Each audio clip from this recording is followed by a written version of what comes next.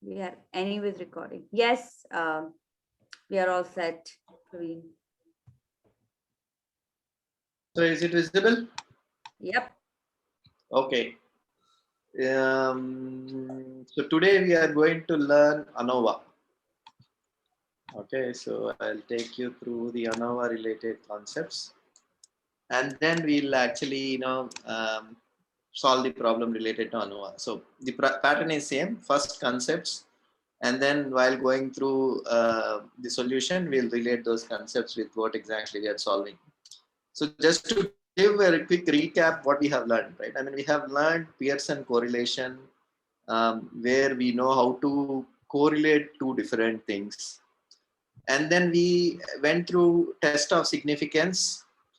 We also went through that Manu uh, Whitney test, which can tell us whether whatever the finding that we are actually trying to say, whether it is significant finding or not. So we understood hypothesis, and we also understood what is null hypothesis, what is alternate hypothesis. So the hypothesis concept, is pretty critical in solving any problem for that matter. We also understood the types of data and how critical it is to recognize the type of data and other things. So we also went through few basic concepts. For example, we went through what is standard deviation, that is distance between whatever that normal deviation, normal distribution curve. We also went through variance, right? So variance is nothing but it is telling how varied is your data. So if you have a normal curve, right? I mean that peak, how wide it is, how thin it is. That is what is variance within a data. So now whatever that we are actually learning as ANOVA is nothing but it is an analysis of variance.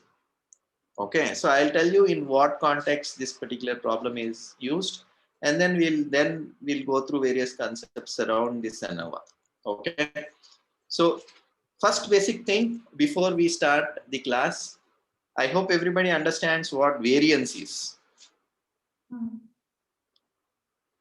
Variance is nothing but the variability of your data. Let's say you have a data which is of let's say the income class of of this particular state, Karnataka. Then if one guy is few individuals are having like crores of rupees and few are having, so it could be like varied, right? I mean, it can have wide variety of people who are like having 100 rupees till 100 crores, 1000 crores kind of a thing. So now if you just plot that curve, if that curve is totally wide, saying that it is everywhere, then it is quite varied data. Let's say if it is a peak in the middle, right? Obviously there would be all classes of people, but poorest class is very less, richest class is very, very less, but everybody is in and around average. Then we have less variance in our data. So that is what is the variance as such indicates.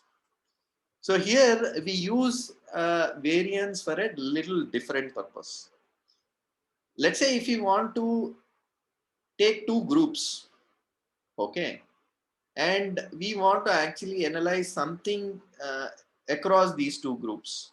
And so basically we have individuals in this particular example. What we have is, let's say we want to analyze, is there any link between the smoking, right? I mean, smoking status and number of cuffs that number of times that somebody is coughing, right?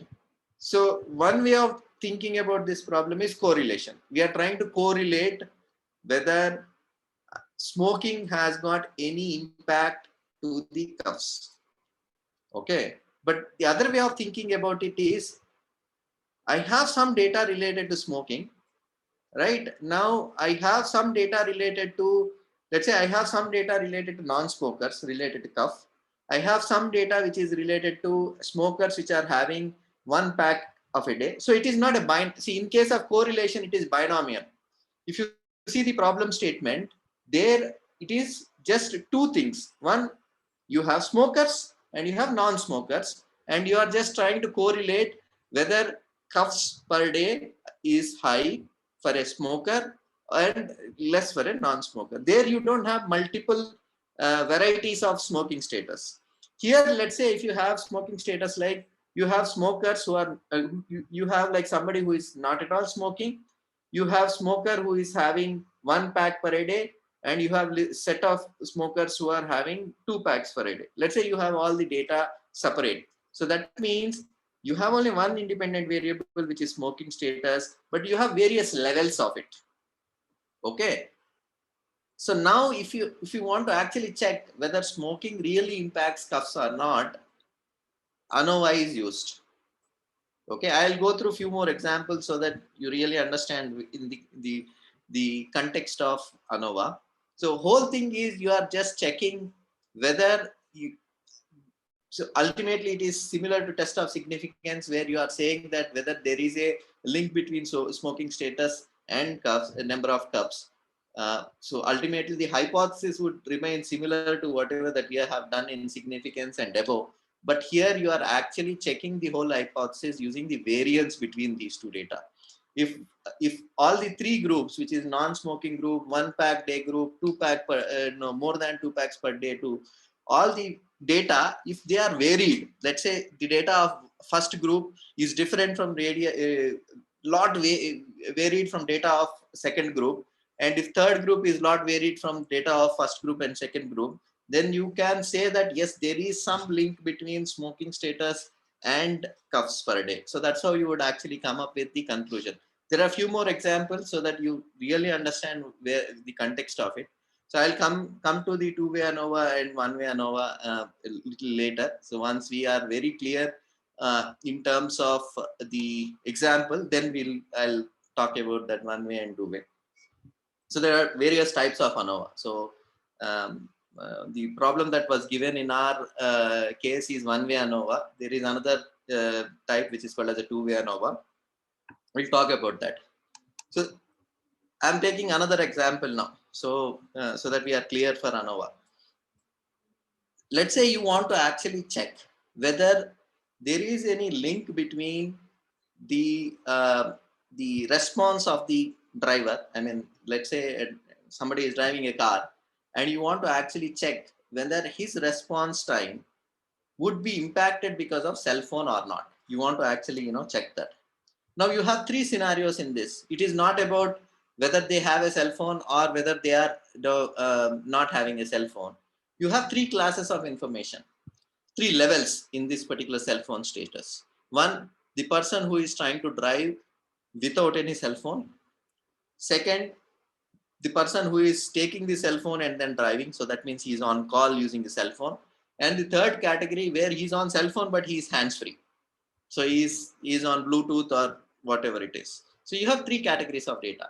So now again, the similarity between earlier example and now here is factor is the word factor.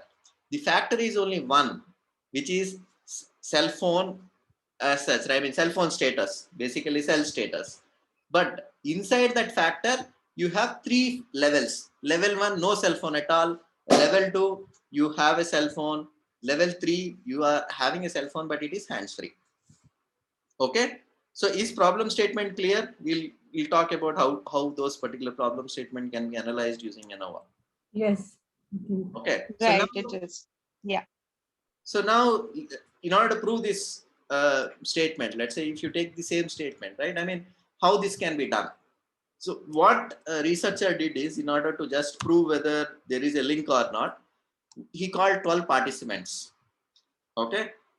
And what he did, he took 4 of them. 4 of them really, he took driving test of 4 people without any cell phone. Okay. And he took another 4 with cell phone, and he took another 4 with hands-free cell phone. Right. So he took total population that, I mean, total sample size that this researcher used is 12. 4, 4, 4. 4 without cell, 4 with cell, and 4 hands-free. And what he did while they are driving, he kind of checked the braking time that each driver is taking when they are nearing the signal. If somebody is braking accurately with, the expectation is, immediately as soon as they see the signal, they are braking it, then they are highly responsive. If they are taking little bit time, then they are not responsive. So that's how he is trying to analyze. So it is not like he took a driver and then only one signal he will get, and that one signal he is trying to actually check the response time. So obviously in the driving test, every driver will go through five or six signals, and he will take average time of that particular driver for those particular five of six signals. Okay, so this is an important point to note. So he took average response time for that particular driver.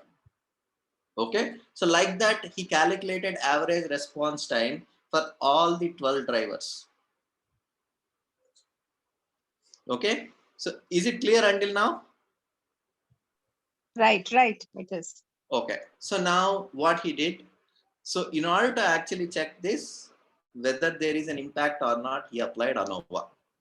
So I'll talk about ANOVA now, how exactly he went through, and then he derived the thing.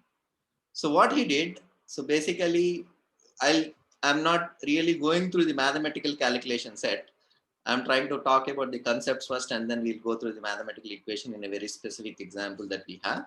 So what he did, using some XYZ calculations, he calculated F ratio. I'll talk about how to calculate F ratio.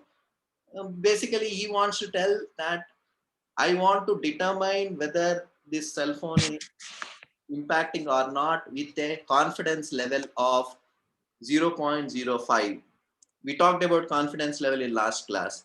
It is the same confidence level that we are talking about, that he wants to be 99.5%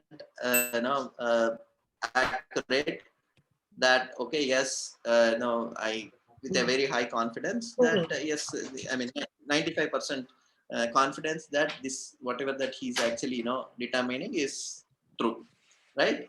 So he calculated F. I'll talk about how to calculate F, but there is something called as an F that ultimately ANOVA calculates. And in a similar way, like what we used to do in the earlier one, right? I mean, there is a table using the degrees of freedom, you can check where F falls in, right? So using this particular F, so if this particular F is very high, okay, so basically the reference value according to this particular problem statement based on the table is 4.26, but after he calculated he got some 6.45 as F. So 6.45, which came as a result, is very high when compared to whatever 4.26 which is there in the table. Okay, so what he did is, based on this, if this F is very high than the reference value, that means he has sufficient proof that he can reject the null hypothesis. That means he can categorically say that yes, cell phone does impact the response time. Okay, so now what is this F? You can actually equate it to something like a variance. So it tells the variability of that particular population. So you have like three groups. If three groups are three distinct things, right? I mean, the variation is high. I mean, group one related response time is highly different. I mean, it is varied when compared to group two, and group three is also varied. So what he could actually come up with is, yes, there is actually a difference between group one, group two, and group three. So he can say that cell phone does impact the response time. So now in this statement, he can only say that cell phone does impact the response time. He is not saying that whether cell phone positively impact or negatively impact. So this is not like a correlation. He can only say that does cell phone impact or it cannot impact, because it is about variability. It doesn't talk about in which direction it is actually varying, whether it is going into the negative direction or positive direction like correlation. He can only say whether these groups are different or these groups are similar. Okay. So any doubts till now? We'll talk about how to calculate F and various other parameters which would come in between. So you would understand more on the calculations part of it. But the whole point that you should probably understand at this stage is under what context this ANOVA is used, right? What is the examples? Under which context ANOVA is used and what kind of deductions that I could make out of this ANOVA. ANOVA only talks about the variance, that means variations across groups, and you calculate F ratio, and F kind of indicates the variance. So if this variance is more than whatever that you expect, that means you have varied groups. That means your null hypothesis can be rejected. That means that you're saying that there is a variance that is there.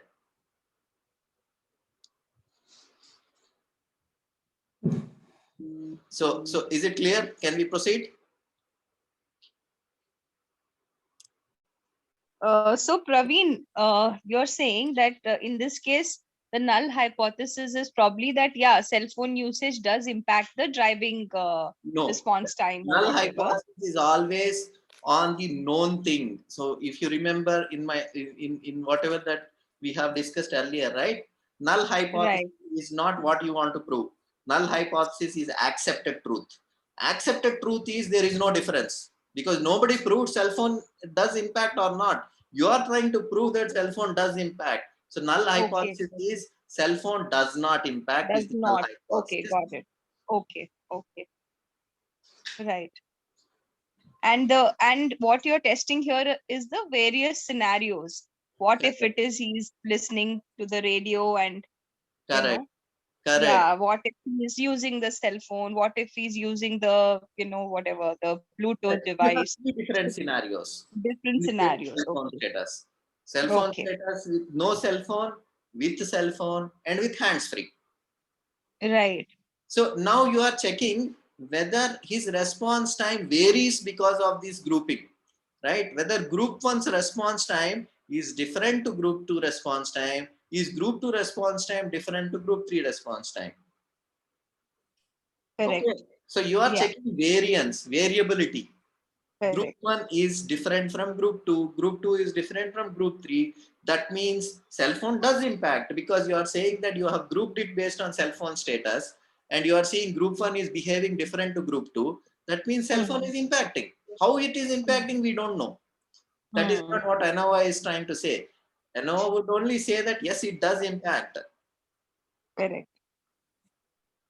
Okay, so it is not that ANOVA is telling that, okay, if you have cell phone, your response time is low. It could so happen that your response time is more with cell phone as well. So it doesn't say the positive or negative. It only says cell phone does impact.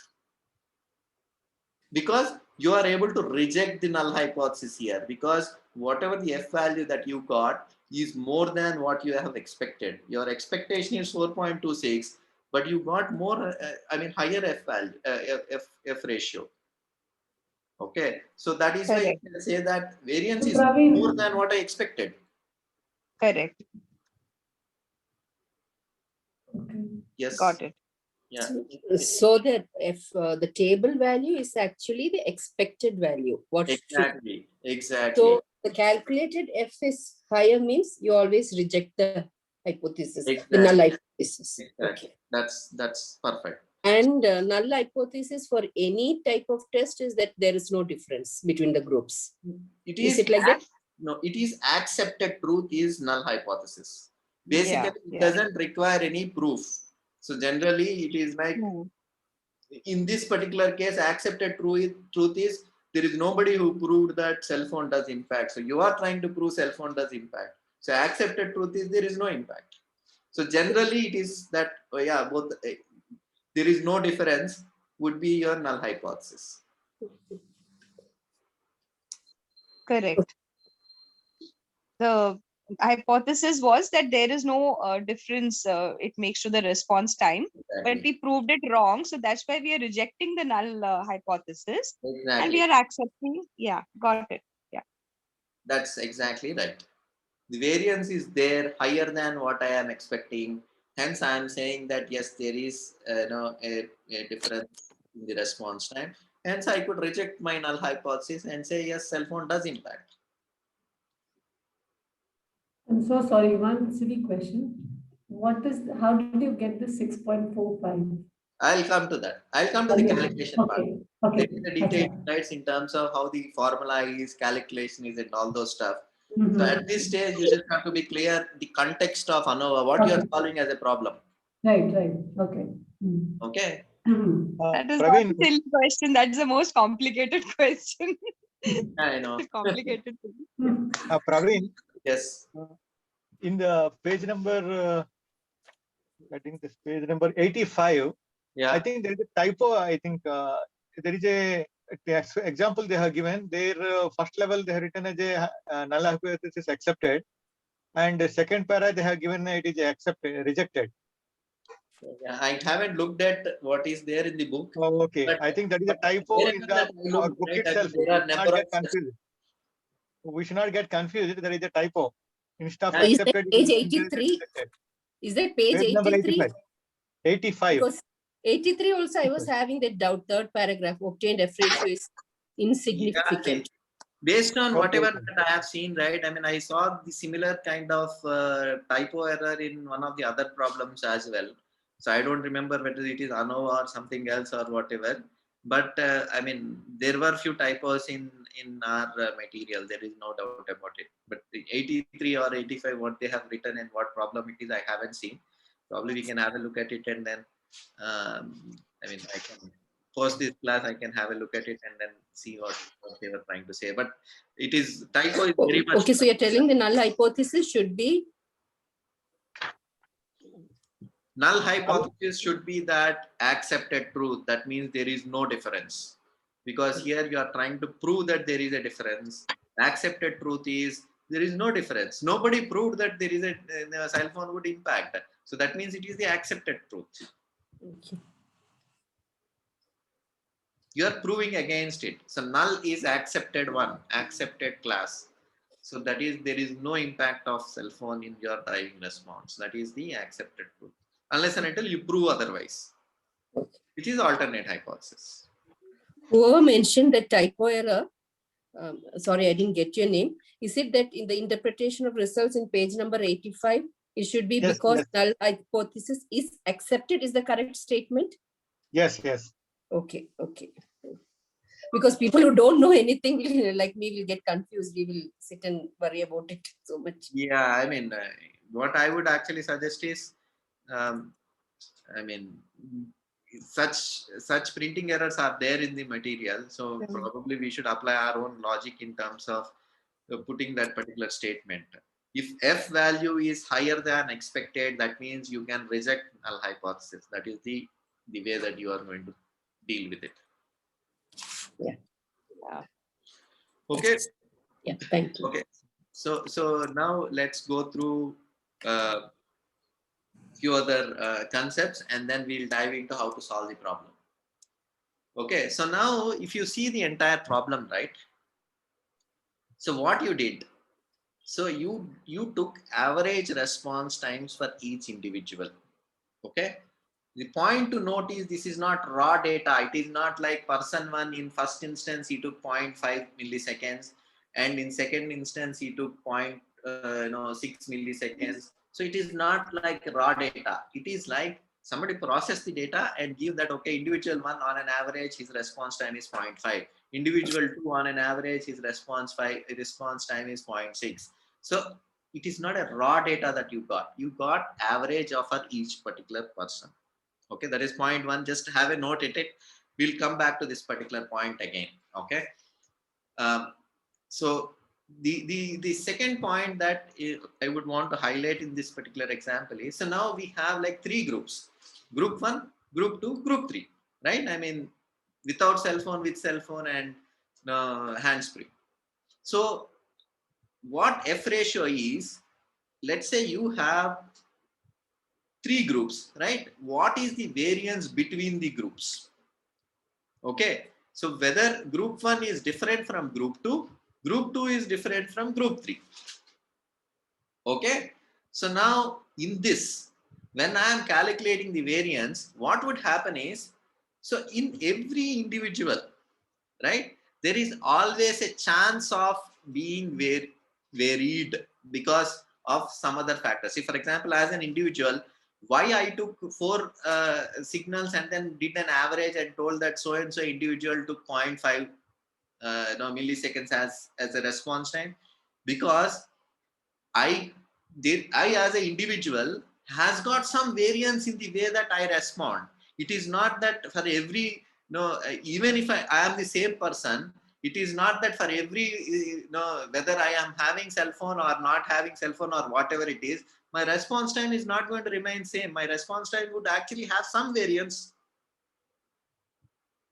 Right. So in some case, I might have 0.5. In some case, I might have 0.45. In some case, I might have 0.6. But over the time, when I do average, then I can say, okay, on an average, this is my response time. But between the readings, there is some variance that I'm having across. Right. Similarly, even if you take beyond person as well. So I have 4 persons who are not having cell phones. Right, they don't have cell phone, but are all the 4 persons driving same with the same response time? No, there is a variance in the way that all the 4 people are driving. Okay, so even though the cell phone status is same, there is a difference in the way that they are driving. So now let's call this as a chance. Okay, so this is something what we are saying is, whatever the variance that you are seeing between these 4 people, that is just a chance. By chance it is happening. Okay, so remember the word chance. So how F ratio is calculated? F ratio is calculated first whether you have a treatment effect or like whatever in the above example, whether there is a cell phone effect is there or not, plus chance. So when you calculate the variance, the chance is also imbibed into that your calculation. So basically you are saying that you whatever the value that you got, it also includes the variance which is not because of cell phone, it is because by chance it is happening. So F ratio calculates this effect plus chance and it divides by that particular error variance, which is chance. Okay, so can you see this particular thing? So do you understand what exactly the chance means? Is it what is called the correction term in the textbook? Is it the same? No. Correction term, I'll come back to. I'll come to that correction. Correction term is different. Chance is different. Chance is the variance. The variance across individuals, not because of cell phone status. It is just by chance there is a variance. Okay. So how F value would be done? So if F value, let's say in general, typical case, what would happen? If I don't have effect of cell phone, then there is no variance, right? So variance would be 0. If there is no effect of cell phone, the variance would be 0, right? But still chance related variance would be there. Chance would still be there, but my cell phone effect is not there. So the variance because of cell phone would be 0, but chance is still there. So how F would be is, so F would be 0 plus chance divided by chance, that is it should be approximately 1. So if F is approximately 1, then that means there is no effect of your, whatever the factor that it is, that your cell phone doesn't really impact. That is exactly what it means if F is equal to 1. But if F is greater than 1, that means there is some effect. Now, how far that effect is, you are going to refer to the table and then compare and all those stuff. But typically F works like this. F is a ratio of treatment plus chance divided by chance. Okay, I'll come to calculations of how chance is calculated, how treatment effect is calculated, how F is calculated. But what you just have to understand is there is something called as an effect and there is something called as variance because of chance. So it is not that you can see the data and data is having varied. Let's say person A, person 1 has got 45 milliseconds as response time. Person B got 60 milliseconds of response time. You can say, okay, yes, there is an impact because of cell phone. You can't determine like that. Maybe that 15 milliseconds is by chance. You don't know. So ANOVA takes care of this chance as well. So But it is Praveen- not a simple comparison. So when you actually just see the raw data, you might think that if somebody gives me data, I can look at the table and say, yes, cell phone impacts or not. But it is not so easy because you can't factor this chance and between groups and within groups kind of a thing. So ANOVA takes care of all those things. That is where this particular formula is very relevant in comparing these particular groups. Okay. How can So, you, yeah, yeah.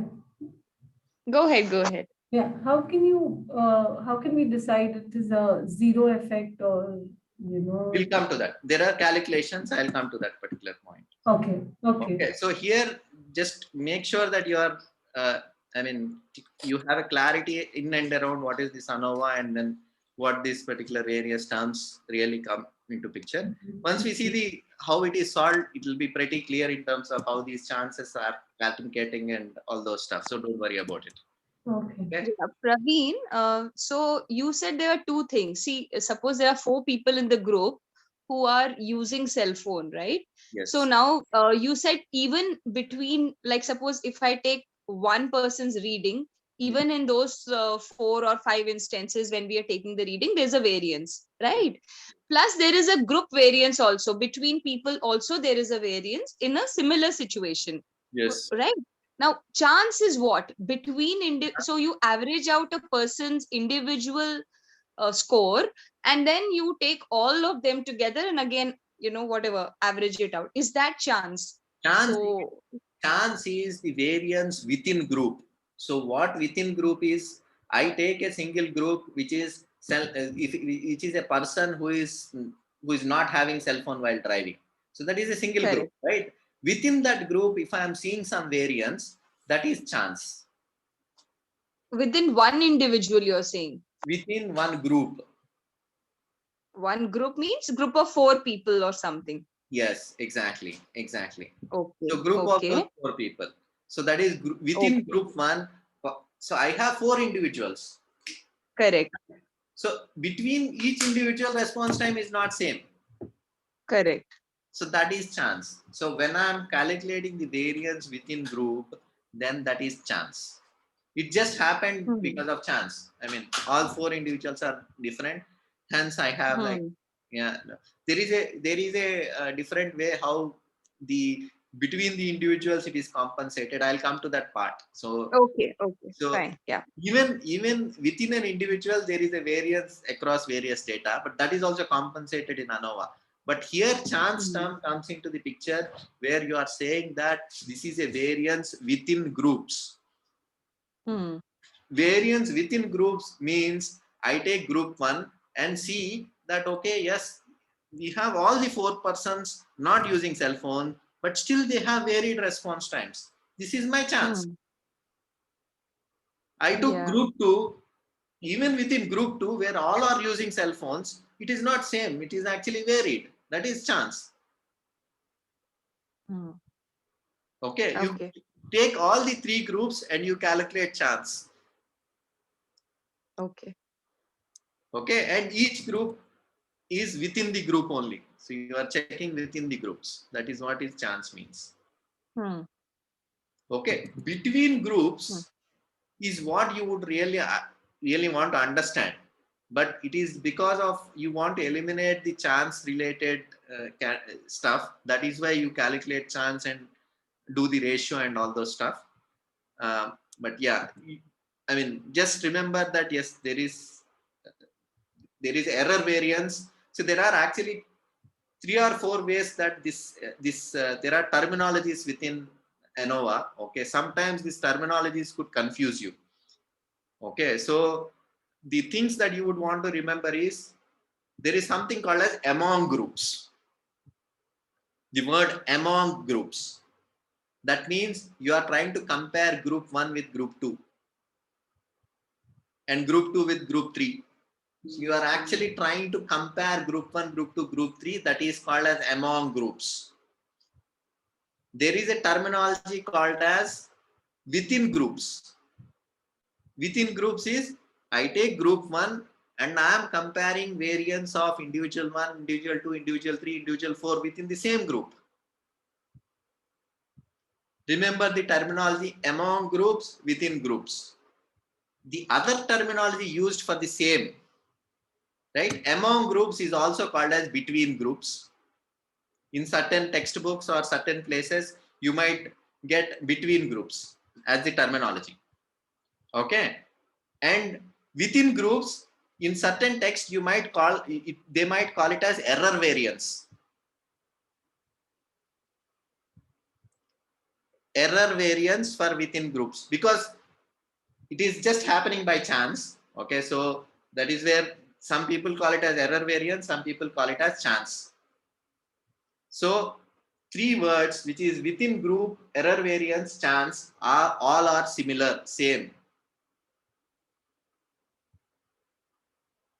Okay.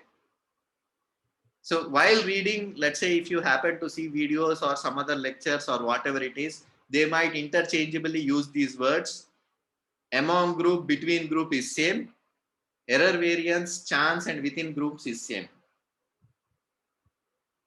Okay, all are indicating same. Actually, you know, I mean, it's just about matter of terminology over there. Okay, so going further, right? I mean, taking a very similar problem as our problem, I just cut down from 10 to 5 elements here, but I just kept it same so that people can really understand what is happening here.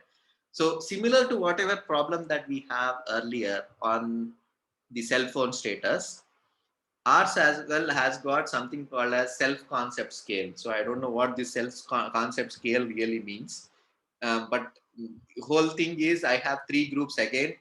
Maybe self-concept scale, maybe group 1 is about having high degree of self-concept, and group 2 might be having a medium degree of self-concept, and group 3 might be having, let's say, I don't know, low level of self-concept. So I don't know what this low and medium and other high as far as self-concept level is concerned, but the problem statement you can actually marry to the earlier statement where you have 3 levels of self-concept and you have group 1, group 2, group 3. Okay. So now how ANOVA is calculated for this? So ANOVA, first thing that you calculate is you calculate variance of these groups. Okay, so I don't know how far we remember the variance related formula. So I would want to actually bring up this particular slide. Do you remember variance we solved in Pearson's on the first lecture? What we did, we took each point X and we took average value for this. We checked the variance like, okay, 12 minus whatever the mean is. So we checked the difference between mean and that particular point. And then we did a square for that value. Remember? So we are squaring. If you remember this, we are squaring the difference. Okay, we are squaring the difference to find the variance. That is the key point that you should probably recollect from our previous class. Okay, we found how different it is from mean and we did square of it. Okay, and total variance, we just took an average of these squares. That's what we did, if you remember, right? So now here also, what we are actually calculating by squaring X is just variance. We are trying to find variance. So what we do as a first step of ANOVA is we actually do a square of each group. I take group 1, which is 34. I took a square. I take group 1 again, 43, do a square. So for each value, I just did square of each value. So now the question might come, in case of earlier example, whatever that we do, we actually minused it from mean and then did the square, right? Here what we are doing, we are taking X itself and squaring it. Is this point identified? Yeah. Yeah. Yeah. So now what is happening between this and this? Here, what we have is raw data. We have for each point. But what we have in case of ANOVA is this is not raw data. Raw data means for each individual, I took response time. For each individual, I took 5 different readings for 5 different signals. I took person 1 and took a test. First signal, he has got 0.5 response time. Second signal, he has got 0.6 response time. Third signal, he has got 0.7 response time. So I took 5 readings for each individual. But what I presented is only average of that particular response time. So I don't have raw data. I have like average response time for each person. Okay. Correct. So when you don't have raw data, there is a methodology that you apply to actually get the variance. So there is something called as a correction term that you calculate, and using correction term, you can come to conclusion of your variance. Okay. So what you do is you don't really have to actually minus it from mean. You just simply square it, and then you find the correction term, and cumulatively you will minus it. Okay, that is what correction term is. I'll come back to that particular point again, but here point to note here is first step, you require to square each point. That is exactly what you are doing. Okay, so that is first step, pretty easy. You just square it, and why you square it? You want to find the variance of x, y, and z. You want to find variance of x, y, and z. That's all, right? And the second step that you do is once you do the square, you sum it up all columns. You keep sum of x, sum of y, sum of z, sum of x square, sum of y square, sum of z square. That is step 2. Okay. So now comes to the part of calculating the correction term. So I told you, right, correction term is nothing but because you don't have raw data, to exactly calculate variance. There is something which is called as a correction factor that you can apply, and you can actually use this to find the variance. So when you don't have raw data, this correction term comes into picture. If you have raw data, then you don't really require this correction term. ANOVA always uses, Yes, because does not use raw data. Is that yes, it? exactly. Yeah, so ANOVA might not have raw data in most of the cases. So you would end up calculating the correction term, and then you using the correction term, you actually calculate the variance. Okay. So the third step is you are calculating the correction term, so that you are gearing up towards calculation of variance. Ultimate aim for you is to calculate variance. These 3 steps are preparatory steps. Preparatory step 1 is squaring the each value. Preparatory step 2 is summing up all those whatever the values that you got. Preparation step 3 is you are calculating the correction term. Okay, these 3 are the preparation steps towards calculation of variance. Praveen Baburo here. I have one doubt. Yes. The correction term in the book is given a little different way. Okay. If you see the page number 84, Yeah. he added all these x values. Yes. Then afterwards he squared it. Squares he not added. Okay, the correction term is sum of all the x's. So square of all added values. Yes, that's right. That means the total values of x1, like group 1 and group 2, correct, group 3, correct, all he added. Yes. After adding only he squared it. That's what even we are actually saying. You need to add all of the values and then do the square. For example, sum of all these things is 209. Sum of all these things is 199. Sum of all these things is 203. So you are summing up 209 plus 199 plus 203 and then squaring it. Got it. Okay. So you are still, what you are doing is you are adding all of them and then squaring it. That is what is the correction term. That is correct, whatever that is mentioned over there. Okay. Okay. And this divided by n, this n is number of entries. So you have 15 entries, 5 in group 1, 5 in group 2, 5 in group 3. So you have 15 entries, hence you actually do the square of it and divide it by n. So I mean, basically what you are doing, correction term, how it is calculated, you are adding up all the values and then doing the square of it, dividing by number of values. That's all. Okay.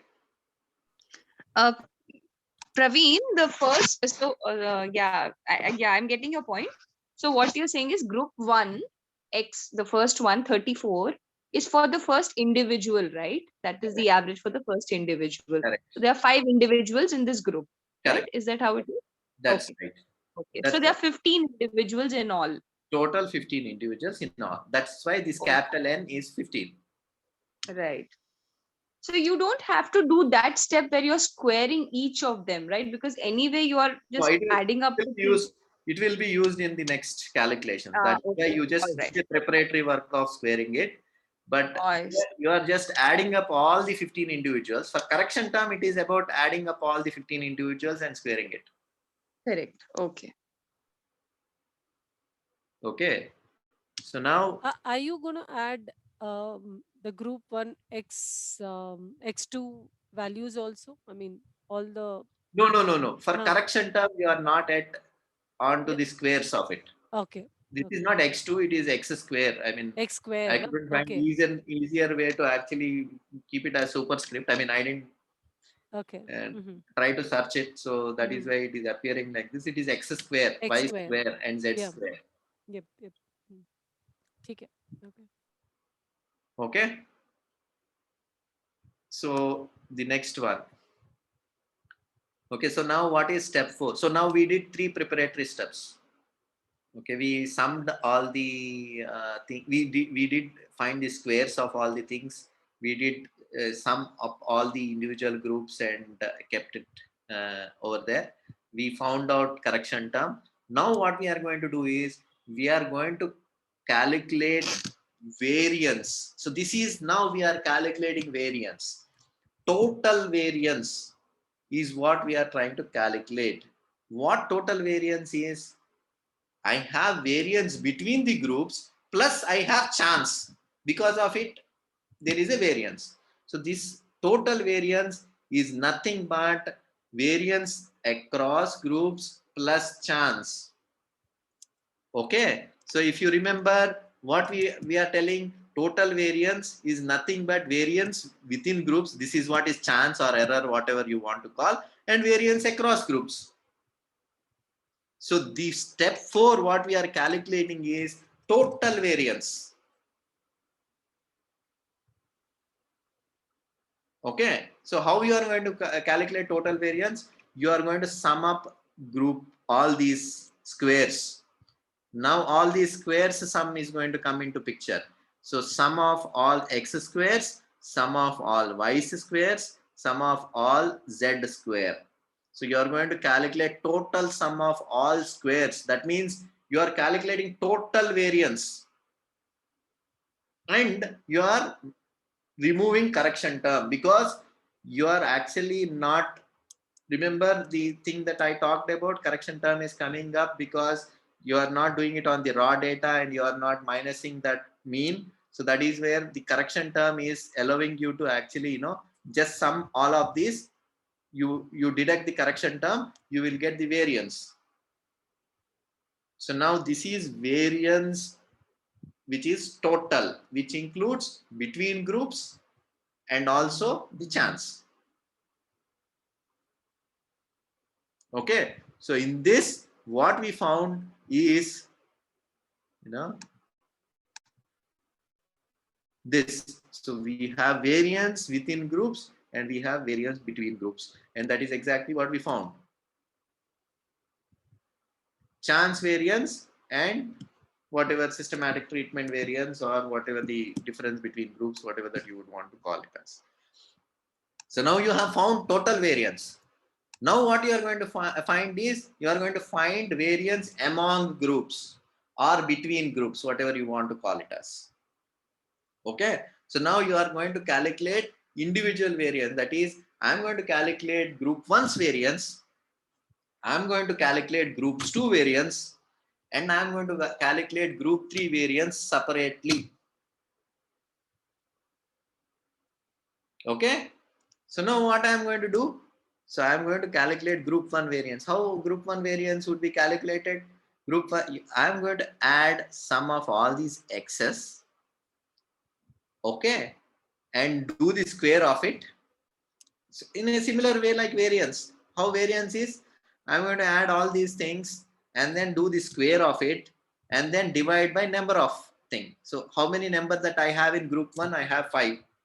And I'm going to add 34 plus 43 plus 22 plus 66 plus 44. And I'm going to do a square of it. That means I'm going to find 209 square and then divide it by 5. So this is group 1. Similarly, I will say do it for group 2 as well. I'll do for group 3 as well. And then I will actually apply correction term on top of it. Okay. So this is going to actually come up with the variance among groups or between groups, whatever that you would want to actually call. So now what would actually you do is, now you would have to actually calculate what is just chance variance that is within groups, right? How exactly the variance which is happening within groups as well. So you know how, you know total variance, you know among groups variance. Now within groups, it is pretty easy. What you are going to do, you are going to minus total variance. So you have like total variance and you have among groups variance. So you will just deduct it because this is chance data, which is that reminder, right? I mean, whatever that you have, you can minus that among groups from the total, you will get within group variance. Clear? Yeah. Once again. I got lost. Can you guys, yeah, same Okay. here. So I will give a quick recap so that you are not lost. The recap is Please do that. what you are trying to find out is variance, right? Don't get lost with the numbers. So the way we are squaring it or way we are dividing it, etc., you can get through it. Okay, you can see the sum and then probably get through it. So the whole idea that we are actually trying to get through is we are finding the variance among groups, we are finding the variance within groups, so that you can calculate the ratio between these two. And then you can tell that, okay, whether there is a variance which is satisfactory variance or there is a significant variance to determine that, okay, group 1, group 2, group 3 are significantly different. Okay, so in the process, what you are doing is you are finding variance, total variance, and then you are finding variance with among groups, and then you are finding variance within groups. That's all. Okay. Rest Okay. are all number games. For number games, you just have to practice 2-3 sums, you will get it. Okay. Praveen, do one thing now. Go to step 1. I mean, in plain English, what are we doing there? And instead of just getting into the calculation part, if you can just tell us what we are doing in every step, that will kind of sum it up. So that is what I was saying. Step 1, step 3, step 3, up to step 3 are preparatory steps. It is purely calculation.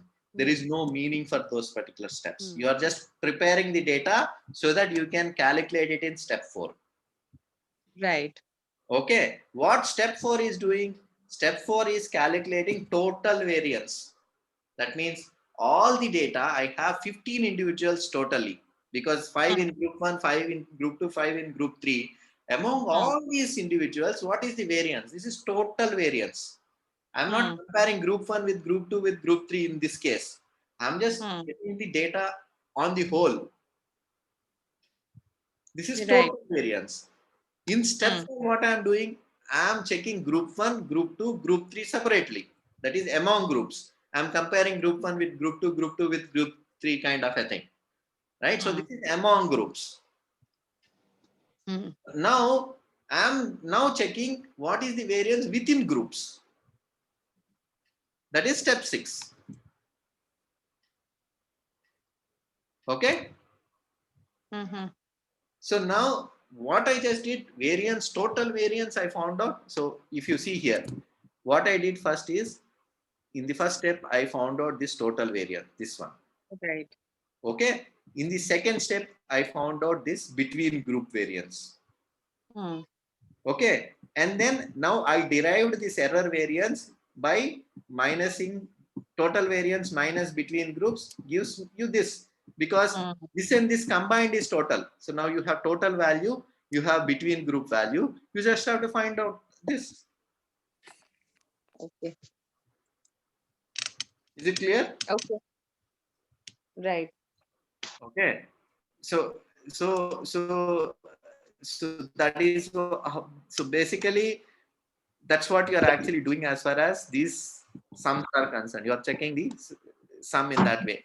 So now what you are doing in this step is you are just getting the average based on these, see, so average variance. So you remember the way that we did for variance as well. We found out squares for variance for each point, and then we did an average by dividing by number of entries.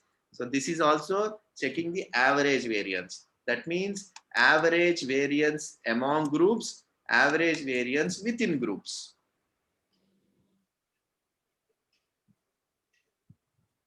Okay. So this is checking average What variance is this? among. The whole so much of calculation in this. Yeah, I mean, ANOVA has got a lot of calculations, but the whole point that you would have to probably remember as a concept, what you are doing is you are just calculating variance. There is nothing else that you are actually doing. So you just have to know, if you practice how to calculate variance, right? Then these formulas are nothing. It's just that you just require to solve 2 or 3 problems. You would actually understand what this calculation of variance is. But it is only that there are number of steps. But ultimately, what you are doing is you are checking variance of total, you are checking variance among groups, you are checking variance within groups, and you are just doing the ratio of it. That's all. Right.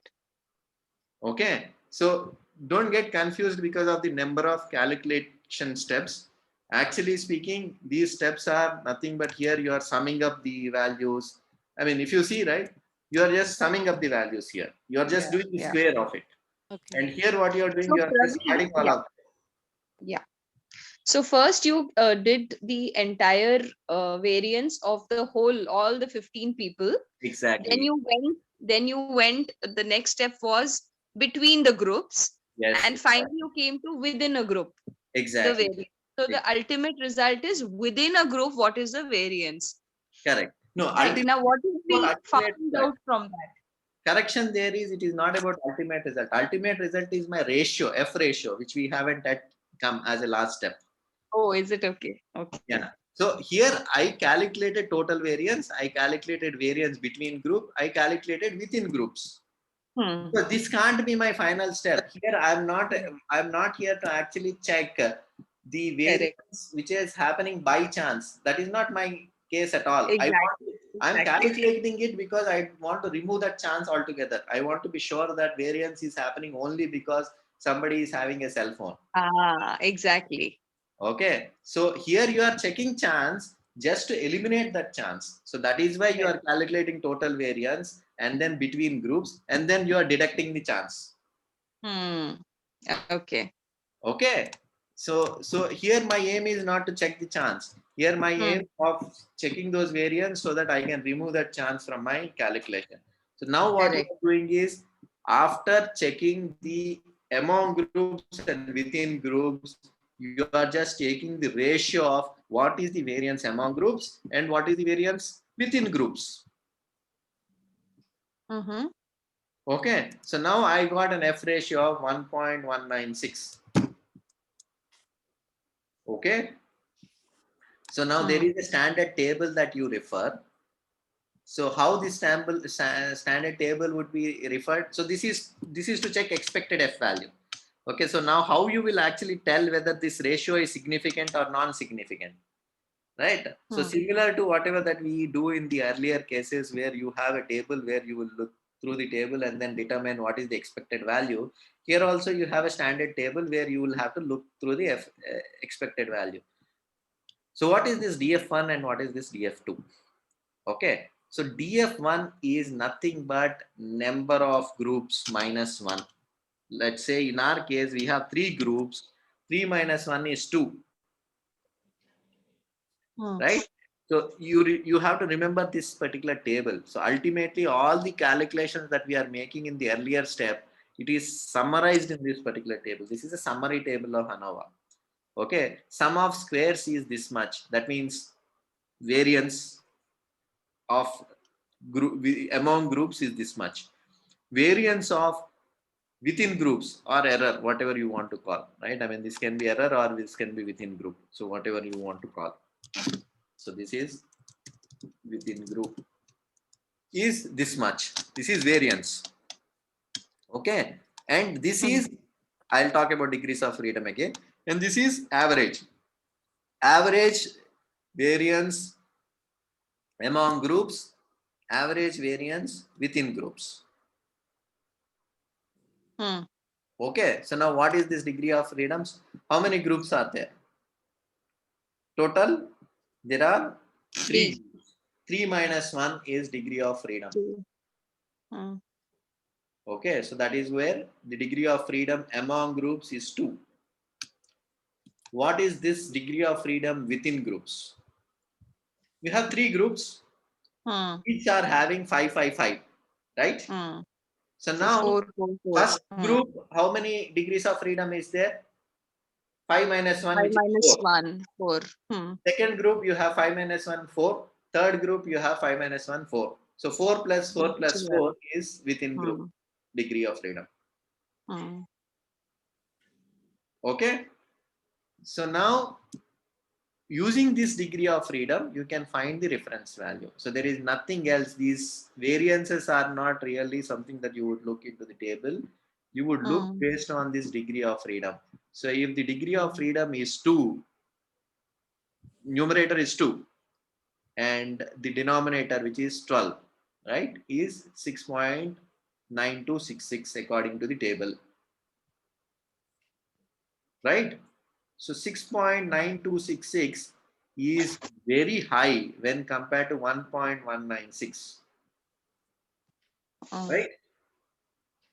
So that means my value is much less than whatever is expected. That means my variance is much less. That means I can categorically say that I can't reject my null hypothesis because I'm not seeing variance at all. There is no variation among the groups because my expectation of variance is 6.92, but ultimately after I calculated, I got only 1.196. That means my expectation is far below than whatever my expected variation is. That means there is no variation. If there is no variation, what you are saying, there is no difference between group 1, group 2 and group 3. There is no difference between group 1, group 2 and group 3. That means your null hypothesis is correct. There is no difference. Sorry, what was the 6.92? I mean, what was this figure? This is your expectation. So this is like, see, for example, see here, you can imagine in this way. So I tell that variation is 2, let's say. Okay. So if I say variation is 2, is it high or less? How do you actually say that, okay, yes, variation 2, I can say that variation is very high? You can't really determine by number, right? I mean, for example, for somebody 3 is high, for somebody 2 is high, for somebody 50 is high.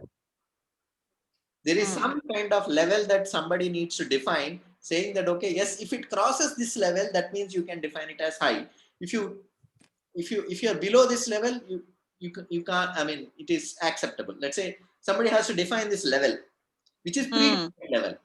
So this 6.9266 is predefined level, where somebody told that if you have these many degrees of freedom, then up to 6.966, it is an accepted variance. That means you can still get F value of 6.9266, and still you can probably say that, okay, yes, I mean, there is no variance.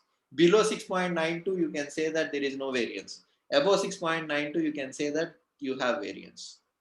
So this is like a predefined level. Mhm. And predefined level, how you are going to check predefined level? You are going to check based on this degree of freedom in a reference table. This is a standard reference table. So somebody defined this particular level by default. Okay. Okay. So that's how you finally concluded, saying that, okay, boss, group 1, group 2, group 3 are not dissimilar. They are similar. That is exactly what you have finally found out. Okay, so very quick recap so that we are not lost in those particular calculations. If you remember, so don't worry about calculations too much. It's a formula where if you actually try 2-3 times, you can easily get it. Okay, so don't worry about too much about the formula. Understand the concept where ANOVA is talking about the variance calculation, and you are taking a group with multiple levels, and then you are actually trying to determine the level, right? So we took an example of with cell phone driving and how it is impacting the response time. And ANOVA can calculate the F value, right? You can calculate the F value, check the reference value, and if my F value is more than the reference value, then I can say yes, it does impact. In this example, my reference value is 4.26. This is predefined level, and I got a result which is higher than 4.26. That means there is more variance than whatever somebody defined as the level, which is acceptable level. So that means I have more variance, means I can reject null hypothesis. One sec, Praveen. Praveen, how did we get the 6.45 F value? How did we get This that? is calculated. Okay, it's been- 6.45 is calculated using the same formula, whatever the formula that we went through. okay. This is an example. It's a predefined result, okay. right? Okay.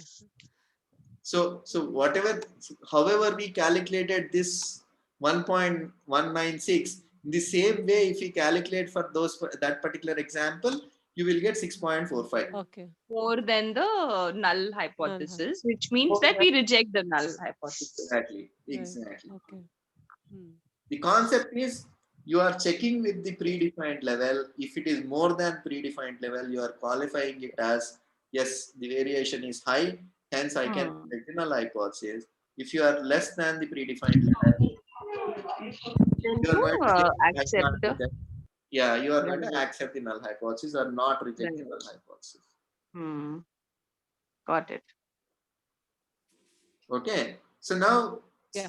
ANOVA is all about finding the variance, and using the variance you are telling whether there is a difference between the groups or there is no difference between the groups. That's all you are doing.